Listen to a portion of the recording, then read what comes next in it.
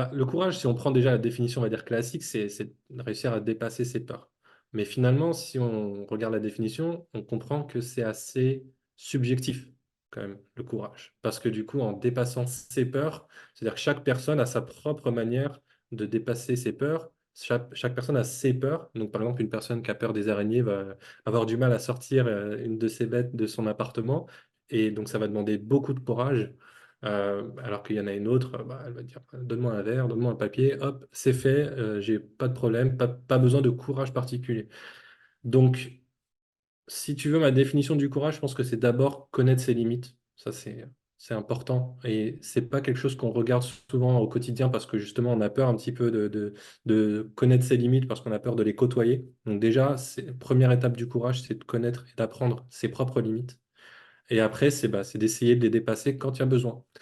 Pas besoin de se faire du mal, forcément. C'est pas du courage que de se faire du mal et d'essayer d'affronter ses limites alors qu'il n'y a pas d'objectif derrière. Je pense que c'est plutôt, on arrive plutôt dans la folie. Donc faut s'arrêter avant. Je pense qu'il faut, pour le courage, il faut savoir ses limites, mais ne les dépasser que quand c'est pour atteindre un objectif bien clair.